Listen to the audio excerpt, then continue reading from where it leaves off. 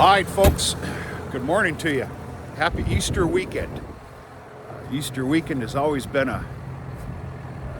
big in my book. It's a great weekend. I don't know how to explain it. All right, it's Saturday morning. It's 10 a.m. I got a real good start of this day. I got a ruckus of a day. I accept every bit of it, and I'm excited for it. As long as everything goes well, which we know how that works. Yeah, very busy morning this morning. Normal common chores, all the full feedings.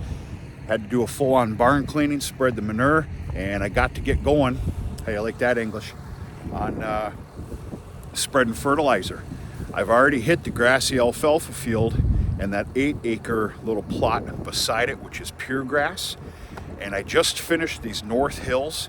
You're gonna have to excuse me for not taking a video broadcasting here. I'm still just a little puckered up here. These North Hills can be tricky, especially with a fuller buggy. I can assure you that there is a path on this North Hill that did not get covered. I'm fine with that, I don't care. I'm not gambling with what I'm gonna say danger. I'm speaking the obvious to most of you.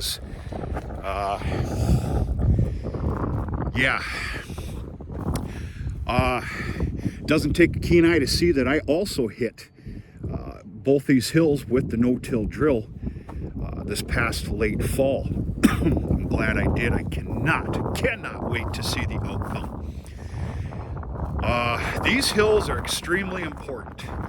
Now you can see beyond the grazing paddock system, and of course, this is a nice bird's eye view. Everything behind the barn. Of course, that's the lot that's open. That's sacred grazing ground back there. We call it Kuthas.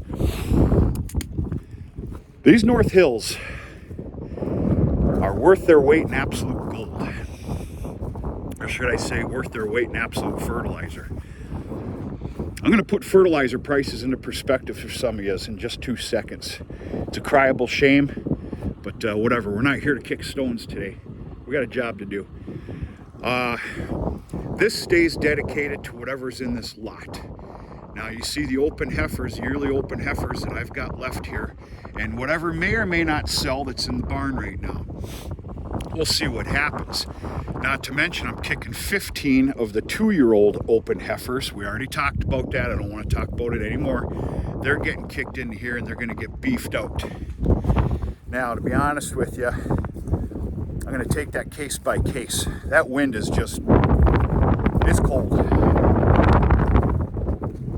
We'll get more into those 2-year-old open heifers on a later video. I'm going to share with you my little simple, stupid science. Some of you might agree with me, some of you might disagree.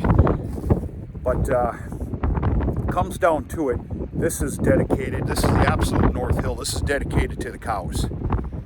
Comes down to it, with Mother Nature's help, this is capable of up to 9 to 10 days worth of grazing during the grazing period of the year. I cannot express to you what that means. And then this is real nice here for the heifer lot. They've got room to roam. They come up here, clean it off. There's certain times of the year where I have to shut it off, let it do a little proper regrowth. But there's never really enough animals in there to, I'm going to use the word decimate it. All right, what the hell do I got here? All right, I did something a little bit different here. Remember, I'm not a teacher. Do not follow my lead.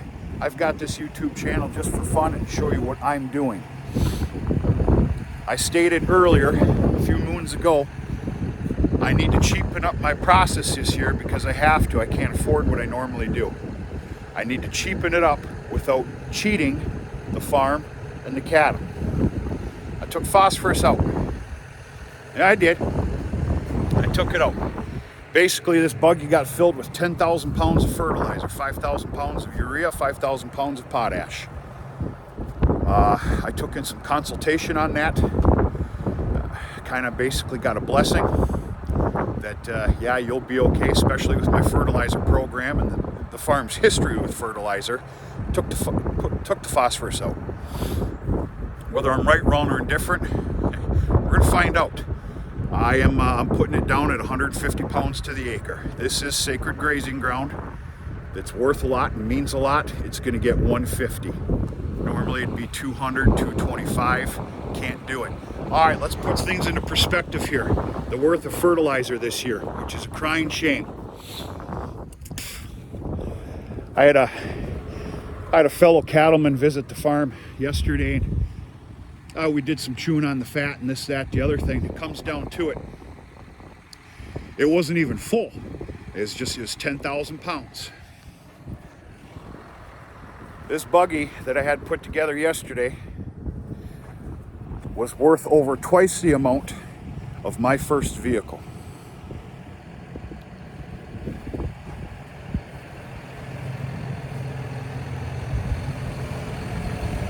Necessary evil. Kick stones all we want. I'm the only one kicking stones, I guess. Yeah. Of course, I hit this with the no-till as well. This area always gets beat up real big. It's because it's the peak of the hill. It's always the driest. And we'll see what it does. With this bare type ground, you can obviously see the fertilizer application here. But yeah, big busy day here today. I've got about another hour and a half that I can mess around. Which in fact, I'm gonna go hit paddock number 9, 8, and 7 at the very bare minimum. Because I can. Some of the other paddocks have some pretty big low spots in them. And even though we dried down, and it was 22 degrees this morning at 5:30, those pockets are still wet. Obviously, they're not frozen solid, and I got a ways to go here yet. So I'm gonna hit some of the paddock system with what I know damn well can take it. I'm gonna have to go from there. No, I will not empty this buggy today, thank God. If I was able to work all day, I would, but I can't. I'm going to be confined to the farm with the open heifer sale here today. It starts at 1 o'clock. So therefore, tomorrow morning, we've got another proposed 24 degrees, which will make that ground nice and solid. And of course, all day today's dry down, I might be able to hit the entire rest of the paddock system, which would be an absolute blessing. The thing of it is, I can't get going until the mid-afternoon. Timing's kind of bad here, but it works out for everybody, for everyone involved. That I'm going to get by about 9 o'clock in the morning or so, I'm going to get 5 more Holstein heifer calves. Don't really care to be doing that on Easter Sunday, but it works out for all involved, and it's about keeping people happy the best that you can. Underline that right there. But that's it. Beautiful cold morning. I had another calf. It was late last night sometime. Those dirty pot liquors been keeping them calves in them. Something with that barometric pressure. I don't know all the answers to that or whatever, but thank God they've been keeping them in. It's been a savior for me with some of the inclement weather we've had. But I had another iconic calf today, and it ended up to be a heifer. It's okay. I've got one so far out of iconic, and that makes me real happy. And it comes out of one of the older cows, probably the top 10 oldest cows here. And that's good. That means a lot.